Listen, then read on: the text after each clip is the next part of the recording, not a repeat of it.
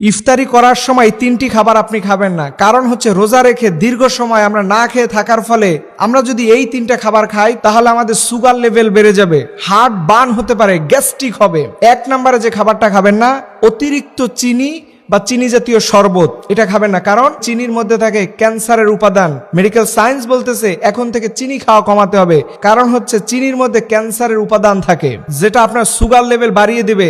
এই চিনির কারণে ফ্যাটি লিভার হয়ে থাকে। সো আপনি ইফতারির সময় ঢক ঢক করে এই মিষ্টি জাতীয় শরবতকে এখন থেকেই অ্যাভয়েড করুন সুস্থ থাকার জন্য। 2 নাম্বার, ট্রান্সফ্যাট খাবারগুলো, আলুর চপ, পেঁয়াজু, বেগুনি, এই জাতীয় চপ জাতীয় খাবার যেগুলো অতিরিক্ত ডুবা তৈলের মধ্যে ভাজা হয়, এই খাবারগুলো আপনাকে অ্যাভয়েড করতে হবে।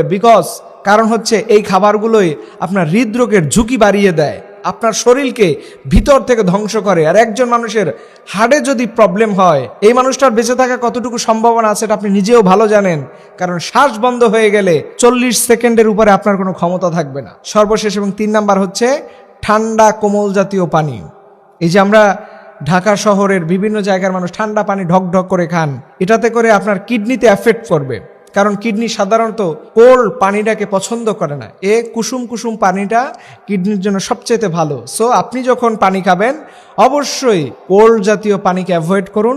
আপনি যদি সুস্থ থাকতে চান, ভালো থাকতে চান এবং রমজান আল মোবারকের প্রতিটা রোজাই যদি আপনি সুন্দরভাবে রাখতে চান, দেখবেন আমরা রোজা রাখি, কিছুদিন যাওয়ার পরে দেখবেন অসুস্থ হয়ে পড়ি। কারণ হচ্ছে এই অতিরিক্ত খাবারগুলো আমাদেরকে অসুস্থ করে দেয়। এই যে প্রথমে বললাম যে আপনি দীর্ঘ সময় না খেয়ে থাকার ফলে আপনি যখন হঠাৎ এই খাবারটা খাচ্ছেন, আপনার শরীরে এটা মেনে নিতে পারতেছে না। এই জন্য ভাই এবং বোনদেরকে অনুরোধ জানাবো, আমরা রমাদান আল মোবারককে রসুলের দেখানো পথে, রসুল সাল্লাল্লাহু আলাইহি ওয়াসাল্লামের খাবার ছিল 3টা খেজুর খেতেন, অল্প একটু পানি খেতেন, সামান্য কিছু খেতেন এবং তাতে করে তিনি এনার্জি বুস্ট পেতেন।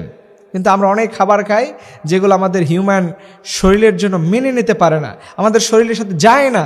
এই খাবারগুলো খেয়ে আমরা নিজেদের শরীরকে যেন ধ্বংস না করে দিই। আল্লাহ সুবহানাহু ওয়া তাআলা যেন আমাদেরকে বুঝার এবং আমল করার তৌফিক দান করেন।